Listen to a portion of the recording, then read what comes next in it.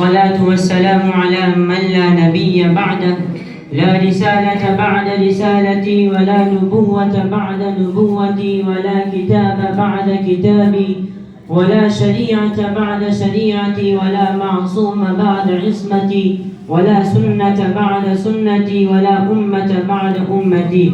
أما بعد فأعوذ بالله من الشيطان الرجيم.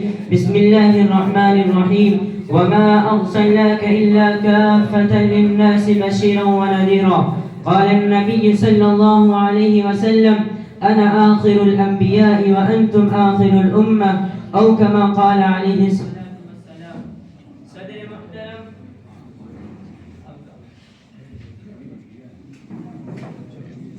صدر محترم اسٹیج پر رونق افروز علماء کرام اور حاضرین جلسہ، السلام علیکم ورحمۃ اللہ وبرکاتہ. میرے محترم، نبوت کا سلسلہ حضرت آدم صفی اللہ سے شروع ہوا اور عبداللہ کے سیدہ آمنہ کی جگر پارے دائیں حلیمہ کے پیارے شافی محشر ساقی کوثر امام الاتقیاء احمد مجتبی محمد مصطفیٰ صلی اللہ علیہ وسلم پر آ کر ختم ہو گیا. اب قیامت تک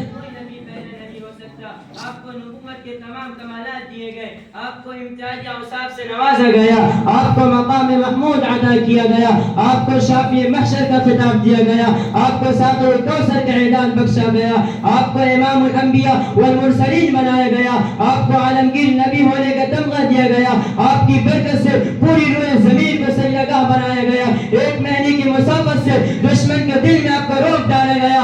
آپ آئے تو آفتاب رسالت اور ختم نبوت کے تاجدار بن کر آئے. یہ آپ آئے تو آفتاب رسالت اور ختم نبوت کے تاجدار بن کر آئے. یہ وہ امتیازی صفات ہے جن میں کوئی دوسرا نبی صحیح و شریک نہیں. عقیدہ ختم نبوت اسلام کا ایک ایسا مرکزی اور بنیادی عقیدہ ہے کہ اگر یہ عقیدہ محفوظ ہے تو پورا دین محفوظ ہے، اور اگر اس عقیدے میں فساد آ گیا تو پورا دین مردود ٹھہرے گا. اس عقیدے کی مضبوطی دیکھیں گے مختلف زاویے سے اور الگ الگ پیرائے سے 100 کے قریب آیت کریمہ اور 2 سے زائد احادیث نبویہ اس پر دلالت کرتی ہے. میرے محترم، سالار انبیاء کی عالمی نبوت کا تذکرہ کرتے ہوئے رب کائنات نے ارشاد فرمایا وما ارسلناک الا کافۃ للناس بشیرا ونذیرا. اے نبی، ہم نے آپ کو سارے انسانوں کے لیے جنت کی بشارت دینے والا اور دوزخ سے ڈرانے والا بنا کر بھیجا ہے. ہر نبی کی نبوت ایک قوم کے لیے ہوتی تھی، ایک علاقے کے لیے ہوتی تھی، ایک مخصوص زمانے کے لیے ہوتی تھی،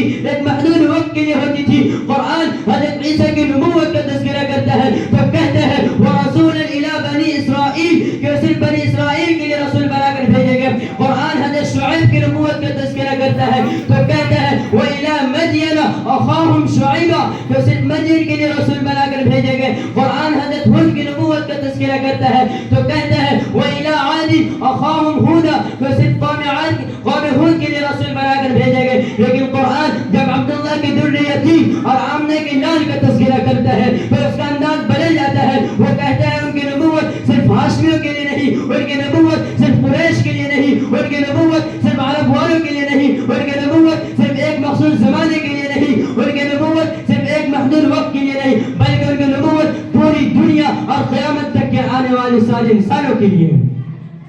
تورات کے مخاطب صرف بنی اسرائیل ہے، انڈیا کے برہمنوں سے کوئی بحث نہیں. انجیل اور بائبل کے مخاطب صرف بنی اسرائیل ہے، چین کے باشندوں سے کوئی گفتگو نہیں. ویدوں کے اشلوک اگر آپ پڑھیں تو معلوم ہوگا کہ ان میں افریقہ کے باشندوں کی کوئی گفتگو نہیں، بلکہ ان کے مخاطب ہندوستان کے 4 دیواری میں رہنے والے لوگ ہیں. ساری دنیا کو مخاطب بنانے کے امتیاز اگر کسی کے حصے میں آیا ہے تو قرآن ہے. سورہ اعراف پارہ نمبر 9 آیت نمبر 158 میں ہے قل یا ایھا الناس انی رسول اللہ علیکم جمیعا کہ پیغمبر آپ کہہ دیجئے اے لوگوں میں تم سب کی طرف اللہ کا رسول بنا کر بھیجا گیا ہوں. اس کے مخاطب ہر طبقے کے افراد ہیں، ہر نسل کے انسان ہیں، ہر قوم کے لوگ ہیں، ہر ملک کے باشندے ہیں اور ہر زمانے کے بنی آدم ہیں. قرآن یہ ہمارے نبی کے قبلے کا تذکرہ کرتا ہے تو کہتا ہے ان اول بیت وضع للناس للذی ببکۃ مبارکا وہدی للعالمین کہ اللہ کا پہلا گھر خانہ کعبہ سارے انسانوں کے لیے ہے. قرآن جو ہمارے نبی کی امت کا تذکرہ کرتا ہے تو کہتا ہے کنتم خیر امت اخرجت للناس یہ امت بھی سارے انسانوں کے لیے ہے. قرآن جو ہمارے نبی پر نازل ہونے والی کتاب کا تذکرہ کرتا ہے تو کہتا ہے قرآن قرآن ہمارے نبی پر نازل ہونے والی کتاب کا تذکرہ کرتا ہے تو کہتا ہے شہر رمضان الذی انزل فیہ القرآن ھدی للناس، یہ قرآن سارے انسانوں کے لیے ہدایت کا ذریعہ ہے۔ میرے محترم، کیا آپ نے قرآن کے انداز بیان پر غور کیا؟ اگر نہیں تو غور کرے، نبوت بھی للناس ہے ساری دنیا کے لیے، امت بھی للناس ہے ساری دنیا کے لیے، کتاب بھی للناس ہے ساری دنیا کے لیے، قبلہ بھی للناس ہے ساری دنیا کے لیے۔ بس اسی طرح سمجھیے، جس طرح اس قرآن کے بعد دوسری کوئی کتاب نہیں، قبلہ کے بعد دوسرا کوئی قبلہ نہیں، اس امت کے بعد دوسرا کوئی نبی نہیں، تو اسی طرح خاتم الانبیاء کے بعد دوسری کوئی نبی نہیں۔ جس طرح خدا کے بعد خدائی کا تصور غلط ہے، اسی طرح محمد مصطفیٰ کے بعد مصطفائی کا تصور غلط ہے۔ جس طرح خدا اپنے خدائی میں وحدہ لا شریک ہے، اسی طرح محمد مصطفیٰ اپنے مصطفائی میں وحدہ لا شریک ہے۔ جس طرح خدا اپنے خدائی میں بے مثال، اسی طرح محمد مصطفیٰ اپنے مصطفائی میں بے مثال۔ جس طرح خدا پہ خدا ختم، اسی طرح محمد مصطفیٰ پہ مصطفیٰ ختم۔ جس طرح اللہ رب العالمین ہے تو اسی طرح نبی امی رحمت للعالمین ہے۔ سنہ ہجری میں حجۃ الوداع کے موقع پر میدان عرفات میں 1,24,000 کم و بیش صحابہ کرام کا ٹھاٹھے مارتا ہوا سمندر تھا۔